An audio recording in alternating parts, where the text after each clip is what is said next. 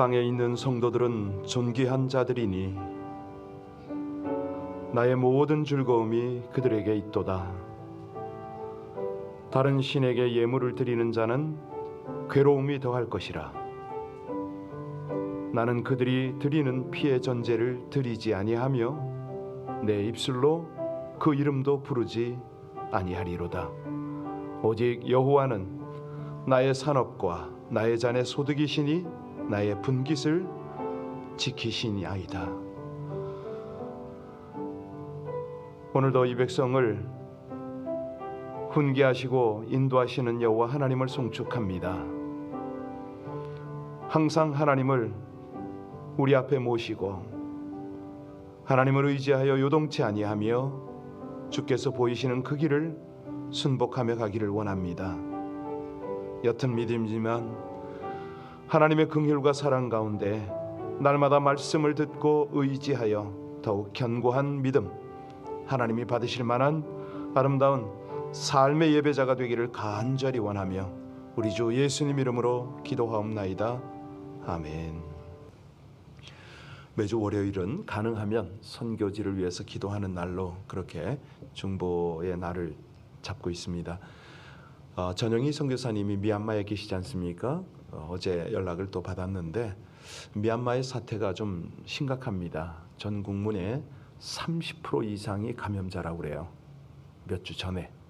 지금 현재 통계가 잡히지 않지만 거의 50%가 되지 않겠는가. 거기는 아시다시피 말라리아가 있고 또 이 코로나까지 겹쳤기 때문에 사망자가 너무 많이 나나 봅니다. 우리 교민도 3명이 연달아 죽었다고 그러고 또 선교사도 2명이 희생이 되었습니다. 여러 가지 지금 그 군부도 지금 정권 장악을 거의 성공한 것 같다고 그럽니다. 아직도 이 데모도 있고 그러지만은 지금 현재 2023년에는 새로운 선거를 하겠다 뭐 이런 공포를 한 상황에서 내외적으로는 식품값이 폭등을 하고 그러나 보죠. 이 모든 일을 사실은 선교사들은 주님의 마음으로 품고 그곳을 바라보고 중보를 하고 있습니다. 우리가 할 수 있는 것은 중보기도밖에 없지요. 우리 하나님께서 그 땅을 불쌍히 여기시고 우리 믿는 자들부터 하나님의 보호 가운데 복음이 지금이야말로 퍼져나갈 때니 하나님 역사해 달라고 우리 선교사들에게 힘을 주시고 특별히 이 코로나로 어려움을 겪고 있는 선교사들이 끝까지 잘 이겨낼 수 있도록 그 땅에서 하나님의 나라를 위해서 헌신하는 저들의 수고가 하나님께서 받으시는 아름다운 열매가 될 수 있도록 우리 합심으로 함께 오늘은 미얀마를 위해서 간절히 기도 올리겠습니다.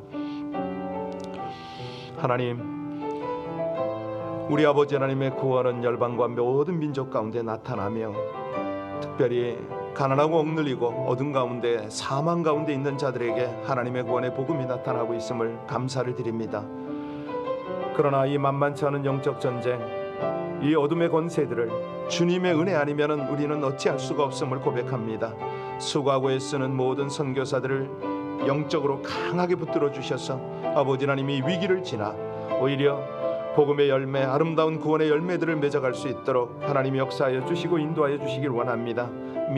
미얀마 땅을 불쌍히 여기시고 그 땅에 아버지 하나님의 긍휼과 자비가 덮이기를 간절히 원합니다. 코로나 때문에, 말라리아 때문에, 식량 때문에 고통받는 그 땅의 주민들을 우리 아버지 하나님의 불쌍히 여기시는 은혜로 아버지 하나님께서 지키시고 하나님께서 세우신 은혜로 회복되어지기를 간절히 원합니다.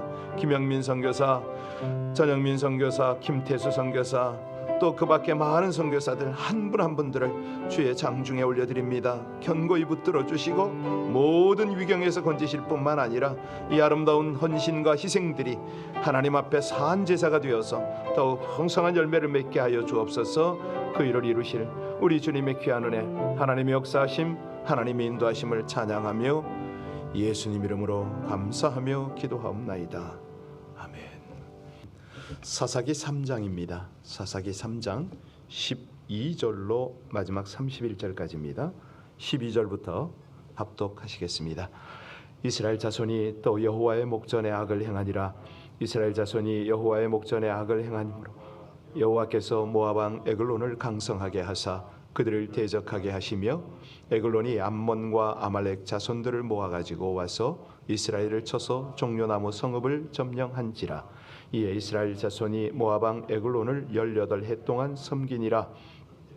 자손이 여호와께 부르짖음에 여호와께서 그들을 위하여 한 구원자를 세우셨으니 그는 곧 베냐민 사람 게라의 아들 왼손잡이 에웃이라. 이스라엘 자손이 그를 통하여 모압 왕 에글론에게 공물을 바칠 때에 에웃이 길이가 한 규빗 되는 좌우에 날선 칼을 만들어 그의 오른손 허벅지 옷 속에 차고 공물을 모압 왕 에글론에게 바쳤는데 에글론은 매우 비둔한 자였더라. 에웃이 공물 바치기를 마친 후에 공물을 메고 온 자들을 보내고 자기는 길갈 근처 돌 뜨는 곳에서부터 돌아와서 이르되 왕이여 내가 은밀한 일을 왕에게 아뢰려 하나이다 하니 왕이 명령하여 조용히 하라 하매 모셔 선자들이 다 물러선지라. 에웃이 그에게로 들어가니 왕은 서늘한 다락방에 홀로 앉아있는 중이라. 에웃이 이르되 내가 하나님의 명령을 받들어 왕에게 알릴 일이 있나이다 하매 왕이 그의 좌석에서 일어나니 에웃이 왼손을 뻗쳐 그의 오른손 허벅지 위에서 칼을 빼어 왕의 몸을 찌르매 칼자루도 나를 따라 들어가서 그 끝이 등 뒤까지 나갔고 그가 칼을 그 몸에서 빼내지 아니하였으므로 기름이 칼날에 엉겼더라. 에웃이 현관에 나와서 다락문을 뒤에서 닫아 에웃이 나간 후에 왕의 신하들이 들어와서 다락문이 잠겼음을 보고 이르되 왕이 분명히 서늘한 방에서 그의 발을 가리운다 하고 그들이 오래 기다려도 왕이 다락문을 열지 아니하는지라. 열쇠를 가지고 열어본즉 그들의 군주가 이미 땅에 엎드러져 죽었더라. 그들이 기다리는 동안에 에웃이 피하여 돌 뜨는 곳을 지나 스이라로 도망하니라. 그가 이르러 에브라임 산지에서 나팔을 불매 이스라엘 자손이 산지에서 그를 따라 내려오니 에웃이 앞서가며 그들에게 이르되 나를 따르라. 여호와께서 너희의 원수들인 모압을 너희의 손에 넘겨주셨느니라 하매 무리가 에웃을 따라 내려가 모압 맞은편 요단강 나루를 장악하여 한 사람도 건너지 못하게 하였고 그때 모압 사람 약 10,000명을 죽였으니 모두 장사요 모두 용사라 한 사람도 도망하지 못하였더라. 그날의 요압이 이스라엘 수하에 굴복하며 그 땅이 80년 동안 평온하였더라. 에웃 후에는 아나세 아들 삼갈이 있어 소모는 막대기로 블레셋 사람 600명을 죽였고 그도 이스라엘을 구원하였더라. 아멘. 지금 이 역사가 대략 한 언제쯤 일어난 역사인 줄 아십니까? 네, 사사기는 3400년 전 중동 팔레스타인 지역에서 일어난 그런 이야기죠. 자, 히브리인들이 이 낡은 역사를 역사서라고 말하지 않습니다. 사사기를 뭐라고 그러죠? 히브리인 사람 관점으로는 예언서라고 그래요. 아니, 역사서, 그거는 과거에 일어난 이야기에 관심이 있잖아요. 그런데 예언서는 뭐죠? 맞습니다. 예, 오늘 그리고 내일 하나님께서 우리에게 말씀하시는 메시지에 관심이 있는 게 예언서인 거죠. 그래서 여러분들이 이런 성경을 이렇게 보면서 이렇게 안목이 확확 이렇게 열리면 참 좋겠어요. 자, 그러면 질문합니다. 이 역사 이야기를 왜 예언서라고 했을까요? 과거에 일어난 사건을 통해서 오늘 우리에게 말씀하시는 분명한 하나님의 음성이 여기 있다는 거죠. 자, 사사기는요, 여호수아가 죽은 후부터 사울 왕이 나타날 때까지 이스라엘 왕국을 건설하기까지의 영웅들의 이야기 아닙니까? 자, 이 영웅들을 가만히 보면요, 굉장한 카리스마가 있어요. 이 카리스마 지도자란 평범한 사람들에게는 이 보통 약점과 실수가 많지만 그들은 좀 다르다는 거죠. 오늘 제목이 약점 때문에 빛나는 인생이다 이렇게 잡아봤는데 사실이요, 위대한 일을 감당하는 사람들을 가만히 보면 약점이 다 있어요. 가령 우리 지금 의학계를 보면요, 그 플레밍은 노벨 의학상을 받았거든요. 그는 페니실린을 발견했습니다. 아주 의학계의 위대한 발견 중에 하나를 한 거죠. 그런데 이 위대한 발견이 어떻게 됐느냐? 플레밍의 약점과 실수가 가져다 준 선물이다. 이 플레밍은요, 영국 런던에 있는 의과대 교수였습니다. 그런데 이제 그 교수 시절에 당시만 해도 아이들에게 부스럼이 많이 나던 그런 시절이니까 어떻게 하든지 이 치료제를 개발하려고 연구를 하고 있었어요. 그래서 세균을 배양해둔 시험실 접시를 그냥 워낙 성격이 덜렁거리니까 접시 뚜껑을 관리를 제대로 하지 않고 퇴근을 했네요. 다음날 출근해 보니까 접시마다 새파란 곰팡이가 잔뜩 피어 있는 거예요. 오랜 시간 애써서 연구했던 그 접시를 닫지 않아 가지고 모든 것이 수포로 돌아갈 그런 상황이었던 거죠. 그런데 놀랍게도 이 접시에 끼어 있던 푸른 곰팡이가 배양된 세균을 몽땅 잡아먹어 버렸던 겁니다. 바로 그 푸른 곰팡이를 페니실린이다. 가지고 얼마나 이게요, 모든 염증을 치료하는 힘이 있다고 그러잖아요. 그러니까 당시 아이들을 괴롭히던 부스럼은 물론이고 그건 뭐 너무 쉽게 치료되는 거고, 늑막염, 폐렴 뭐 이런 이런 것들도 고치는 아주 명약이 되었습니다. 그래서 훗날 이 알렉산더 플레밍은요, 나의 약점, 나의 실수가 가져던 축복이다. 하나님이 나의 약점과 실수를 통해서 이런 축복을 주셨다라고 고백을 한 겁니다. 우리가 이제 구약 시대 때 하나님께 드리는 제물을 하도 흠없는 제물로 받으신다, 뭐 이런 그 많은 문헌도 보고 설교도 듣고, 그래서 사람도 흠과 티가 없는 그런 약점 없는 사람을 쓰시지 않느냐, 이런 생각을 할 수가 있습니다. 그런데 성경에서는요, 자신이 가진 많은 장점 때문에 하나님 의지하지 않다가 교만해서 패망한 인생들이 한둘입니까? 오히려 약점 때문에, 부족함 때문에 그냥 하나님 의지하고 날마다 겸손한 믿음으로 다가가서 우리 하나님 손에 붙들려서 쓰임받는 그런 인생이 얼마나 많습니까?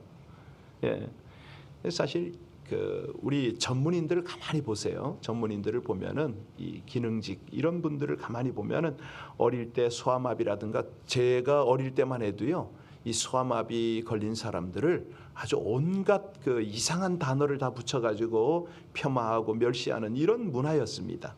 그런데 세월이 흐르고 나면 이분들이 오히려 더 아주 그 전문직을 잘 감당하는 명인들이 되어 있고 장인들이 되어 있는 그런 모습을 봅니다. 이건 성경이에요.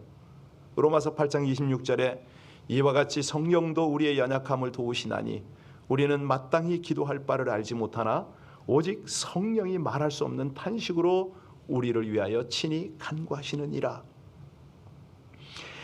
성령께서는 참 그 연약한 심령들, 하나님을 향해서 겸손하게 도움을 구하는 심령들을 그렇게 도우세요. 여기 도우신다, 이거는 뭐냐면 약점을 지닌 연약한 사람이 앞으로 전진해 갈 때에 그 앞을 가로막고 있는 모든 장애들을 하나님이 능력의 팔로 거두어 주신다, 뭐 이런 뜻입니다. 그 무거운 걸림돌, 장애물, 이거를 옮겨주시는 거예요. 우리가 감당하지 못할 것을 아시고 친히 원수들을, 그들의 공격들을 하나님께서 다 막아서 이 사람을 보호하신다. 그래서 어제도 말씀드렸지만 내 능력이 약한 데서 온전하여 짐이라, 하나님의 말씀이거든요. 자, 이제 사사기 3장 어제에 이어서 오늘 다시 보고 있는데요, 이스라엘을 괴롭히던 원수 모압 왕 에글론이 나옵니다.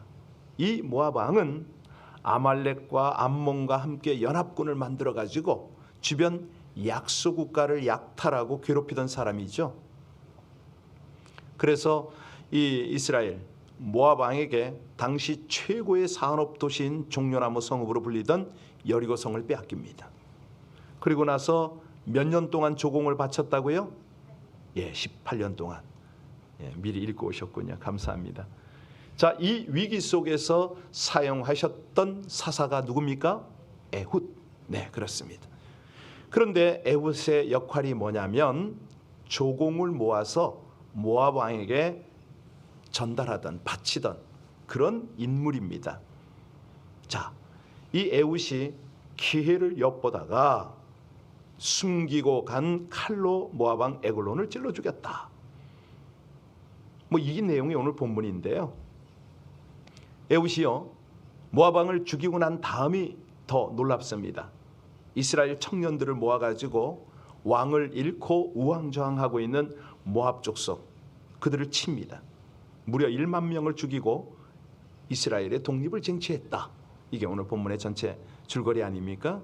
자, 성경은요 이 하나님이 쓰신 에훗이라는 인물을 짤막하게 소개를 했어요. 자, 그가 어떤 사람이라고요? 우리 같이 다시 한번 보는데요. 15절 같이 15절 17절까지 같이 읽겠습니다. 이스라엘 자손이 여호와께 부르짖음에 여호와께서 그들을 위하여 한 구원자를 세우셨으니 그는 베냐민 사람 게라의 아들 왼손잡이 에훗이라. 이스라엘 자손이 그를 통하여 모압 왕 에글론에게 공물을 바칠 때에 에훗이 길이가 한 규빗 되는 좌우에 날선 칼을 만들어 그의 오른쪽 허벅지 옷 속에 차고 공물을 모압 왕 에글론에게 바쳤는데 에글론은 매우 비둔한 자였더라. 여기서 아주 중요한 그 메시지가 하나 있습니다. 짤막한 소개를 했지만 이 에훗이 어느 지파더라? 베냐민 지파더라. 그리고 두 번째는 왼손잡이였더라. 이렇게 끝을 내요. 이 베냐민의 벤자는 벤은 아들, 야민은 그 오른손 이런 뜻입니다.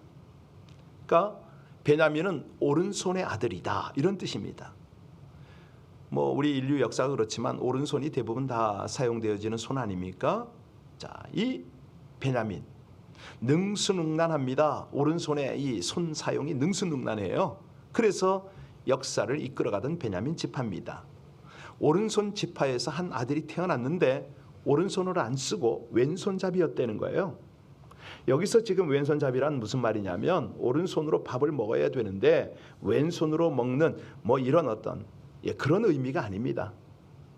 지금 여기에 왼손이란 무슨 뜻이냐면 오른손에 장애를 입어서 오른손이 핸디캡이라서 왼손잡이였다. 이 기록입니다. 이게 이제 원문에 보면 히브리어에 보면 그렇게 기록이 다 돼 있어요. 그러니까 당시의 장애인은 노예로 가치가 없어요. 팔 수가 없어요. 더더군다나 하나님의 성회에도 들어갈 수가 없었어요. 그래서 그의 용도가 뭡니까? 원수에게 조공바치는 치욕스러운 일에 쓰임받는 인물이었다. 이게 이제 성경의 배경입니다. 오른손 지파의 한 아들이 태어났는데 오른손을 쓸 수 없는 아들이었다. 왼손잡이였다는 거죠. 오른손의 장애 때문에. 그래서 원수에게 부역을 하는 치욕스러운 삶이었다. 그런데 하나님은 그를 사용하십니다. 사사로 불러서 사용하세요. 그러니까 약한 자를 들어서 강한 자들이 감당할 수 없는 일을 그렇게 하나님이 감당케 하는 겁니다. 강한 자들을 부끄럽게 하는 거죠. 가난한 자들을 들어서 부한 자들이 감당할 수 없는 일들을 감당하게 합니다. 예, 사실요 부한 자들 조심해야 되는 게 하나님 나라를 부끄럽게 할 수가 있거든요. 자, 이 오른손 장애를 입고 살던 에훗이 자기 약점 때문에 어찌합니까? 하나님을 의지할 수밖에 없었습니다. 그랬더니 사실은요, 하나님이 에훗의 오른손이 되어 주셨다. 이렇게 볼 수가 있잖아요. 오른손이 없는 에훗 하나님을 의지하고 붙들었더니 하나님께서 그의 능력이 되어 주셨다. 사실은요, 이 능력은 보통 능력이 아닙니다. 에훗이요, 이제 그 19절 한번 볼까요? 19절에 보면 우리가 눈여겨봐야 할 단어가 나오는데 19절 같이 읽겠습니다. 자기는 길갈 근처 돌 뜨는 곳에서부터 돌아와서 이르되 왕이여 내가 은밀한 일을 왕에게 아뢰려 하나이다 하니 왕이 명령하여 조용히 하라 하며 모셔선 자들이 다 물러간지라.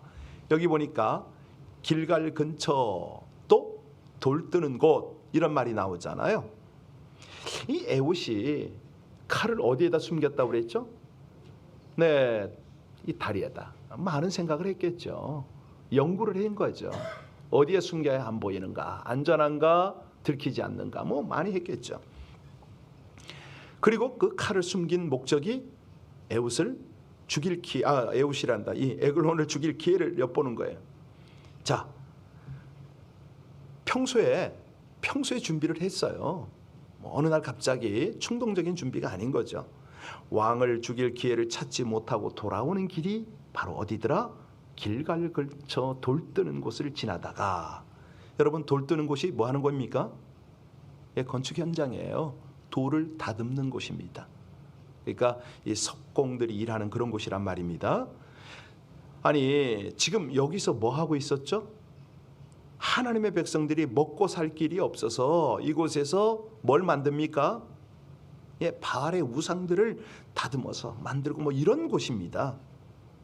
여러분, 에웃이요 여기서 왜 돌아가는지 아세요? 심장이 터지는 거예요. 하나님의 백성들이 하나님의 성전은 만들지 아니하고 우상들이나 다듬어 만드는 그 모습을 보고 가슴이 메어지는 거죠. 자, 그러니까 에웃이 여기서 안 되겠다 이거죠. 여러분, 길갈이 어떤 곳이라고 그랬죠? 어제 제가 말씀드렸나요? 새벽에 말씀드렸나요? 예, 길갈이란 굴러떨어진 뭐 그런 뜻인데요. 애굽의 수치가 굴러떨어진 곳, 이 가나안의 온갖 더러운 찌꺼기가 굴러떨어진 곳, 그 자리가 길갈입니다. 성지입니다. 여기서 할례를 행하던 그곳 아닙니까? 그곳에 딱 와서 돌뜨는 모습을 보고 이 에웃이 확 끌어오른 거예요. 의분이죠. 내가 돌아가리라, 죽으리라, 아마 이런 결단을 했을 수도 있어요. 내가 할례 받은 민족으로서 하나님의 이 백성들의 수치를 날려보내야겠다. 조공을 바치고 돌아가던 에웃이 다시 임금에게로 돌아갔잖아요. 그리고 내가 은밀한 일, 비밀스러운 정보를 드리겠다고 그러네요. 여러분, 그 내용이 참 기가 막혀요. 20절 보실까요? 20절 보면요, 이거 딱 읽으면서 여러분에게 딱 터치가 돼야 되는데 같이 읽겠습니다. 에웃이 그에게로 들어가니 왕은 서늘한 다락방에 홀로 앉아있는 중이라 에웃이 이르되 내가 하나님의 명령을 받들어 왕에게 알릴 일이 있나이다 하매 왕이 그의 좌석에서 일어나니. 자, 에웃이 뭐라고 그랬죠? 그렇죠. 와서 닿으세요. 저는 이 구절을 딱 읽으면서 턱 터치가 되더라고요. 하나님의 명령을 받들어 왕에게 아랠 일이 있나이다. 지금 에웃이 거짓말을 하나요? 아니죠. 에웃은 하나님께 기도하던 사람 아닙니까? 예, 하나님으로부터 명령을 받았다. 그렇죠. 사명자 아닙니까? 사사 아닙니까? 딱 온 거죠. 터치가 된 거예요. 예. 이 의연한 에웃의 말과 표정에 놀란 왕이 자리에서 뻘떡 일어나는 순간 무슨 일이 벌어집니까? 예, 21절 22절 같이 봅니다. 에웃이 왼손을 뻗쳐 그의 오른손 허벅지 위에서 칼을 빼어 왕의 몸을 찌르매 칼자루도 나를 따라 들어가서 그 끝이 등 뒤까지 나갔고 그가 칼을 그의 몸에서 빼내지 아니하였으므로 기름이 칼날에. 이 에글론은 왕은 굉장히 비둔했다고 앞에서 나왔었죠. 예, 그 끝이 칼 끝이 등까지 나갔다. 칼자루까지 몸 안으로 파고 들어갔다. 이 원문에 보면요, 칼로 찔렀더니 피와 기름이 엉겨 붙었고 그것이 뒤로 나왔다 이렇게 돼 있어요. 우리말 성경에만 이제 이렇게 그 끝이 등 뒤까지 나갔다 이렇게 돼 있는데, 예, 원문에는 칼을 꽂았고 그것이 뒤로 나와 있다.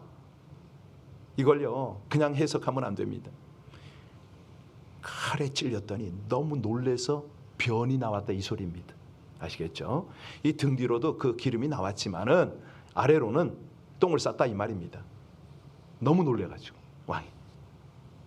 다시 말하면 칼 맞고 놀라서 똥 싸고 죽었다. 이렇게 해석하면 됩니다. 쉽게. 무슨 소리입니까? 이스라엘에게 수치를 안겨준 그 왕이란 사람이 최고의 수치스러운 죽음을 당했다. 성경은 이렇게 기록을 하고 있는 겁니다. 그 다음에 이제 에웃이 어찌하죠? 예, 이 에글론 임금을 죽인 다음에 문을 걸어 잠그고 뒷문으로 도망갔다. 이어서 이스라엘 군대를 모아가지고 주둔군 1만 명을 처단했다. 여러분, 이게 아주 좀 무용담 스토리가 아닙니다. 여기에 하나님께서 우리에게 주고자 하는 그 메시지는 뭡니까? 약한 약점을 가지고 하나님께서 그렇게 사용하신다. 약점 때문에 저의 인생이 하나님 나라에 빛내는 인생이 될 수가 있다. 이 메시지거든요. 여러분 보시면요, 재미있는 거는 30절, 31절, 아니 31절에 보시면 뭐라고 그랬습니까? 30절에는 80년 동안 평안하고요, 31절에는요, 누가? 삼갈이 이스라엘 구원했더라. 딱 한 줄 나와요. 삼갈. 에훗은요 이렇게 길게 나옵니다. 80년도 강조를 하고 있고요. 바로 이겁니다. 약점을 들어서 사용하시는 하나님. 왜 하나님은 이런 사람을 그 엄청난 위기의 시대의 리더로 쓰셨을까요? 상처받고 장애 입고 사는 사람들을 하나님이 이렇게 사용하신다는 거 아닙니까? 우리가요, 우리에게 있는 모진 약점 때문에, 큰 아픔과 약점 때문에 실망할 필요가 없습니다. 바로 에훗처럼 하나님 앞에 늘 기도하고 하나님의 음성을 듣고 하나님의 감동을 따라 살 때에 하나님은 우리 인생을 빛나게 하실 줄로 믿습니다. 기도하시겠습니다. 연약한 자를 통해 일하시는 하나님, 저의 연약함이 영광의 도구로 쓰임받기를 소원합니다. 약점을 가진 에훗과 평범한 목자 삼갈을 사용하시어 이스라엘을 구원하시는 하나님의 일하심을 보게 하시니 스스로도 외면하고 싶은 부족함과 약점까지 온전히 올려드려져 하나님의 영광이 나타나는 도구로 쓰임받기를 간절히 원합니다. 부족함과 연약함을 하나님께 아뢰며 의뢰하며 주어진 삶의 현장에서 있는 모습 그대로 최선을 다한 헌신으로 충성하게 하여 주시옵소서. 예상치 못한 방법과 역사로 구원을 이루시는 하나님의 능력의 통로로 쓰임받는 은혜를 더하여 주시기를 간절히 원하며 예수님 이름으로 기도하옵나이다. 아멘. 주의 크신 은혜, 그의 능력 바라보고 주님의 깊은 은총에 우리의 능력이 있으니 변함없는 주님만 믿고 바랄지니라. 오늘 새벽에 우리가 기도할 내용을 4절에서 그렇게 노래하고 있네요. 여러분이 하셨어요. 지금 그것을 기도로 연결해서 아침에 하나님의 때가 어느 때인지 알 수 없지만 저의 능력은 너무나 제한적이고 세월을 흘려 지금은 육신도 환경도 다 연약하지만 하나님은 이 기도를 받으셔서 사용하실 줄로 믿습니다. 이 아침에 함께 우리 그 기도 가지고 하나님 앞에 에훗의 심정 가지고 다 함께 기도하겠습니다. 우리 주변에 연약한 이들, 부족한 이들, 정말 낭망하고 있는 이들, 그들을 주님 앞에 올려드리면서 하나님, 우리가 새벽을 기다립니다. 우리의 영혼이 간절히 주님을 의뢰합니다. 주의 크신 은혜와 하나님의 능력을 바라볼 것입니다. 변함없는 주님만 믿고 이 새벽에 기도합니다. 우리 함께 같이 중보의 제목을 가지고 하나님 앞에 간절히 기도 올리겠습니다. 아버지 하나님, 하나님의 은혜로 주의 백성들이 이 아침에도 겸손한 마음으로 간절한 마음으로 주님 앞에 간구합니다. 은혜님, 아버지 하나님의 은혜가 없으면 하나님 세월 흘러 연약한 몸이 아버지 하나님 가진 것 없는 인생이 무엇을 하겠습니까? 하나님, 아버지 하나님 기도하게 하시고 또 그 기도 가운데 확신 가지게 하시고 주님이 원하시는 그 자리에서 아버지 하나님을 영화롭게 하기 위하여 저희 모두를 사용하여 주시기를 간절히 원합니다. 능력으로 덮어주시옵소서. 아버지 하나님의 권세 권능, 하나님의 지혜, 우리 아버지 하나님의 꿈으로 함께하여 주시기를 간절히 원하나이다. 아버지 하나님, 성도들 가운데 함께하여 주시고 모든 교회 가운데 함께하시며 특별히 우리 하나님이 세우신 하나님의 일꾼들, 그들이 섬기고 있는 선교지에 함께하여 주옵소서. 할렐루야. 아버지 하나님의 은혜 아니면 저희는 아무것도 할 수 없습니다.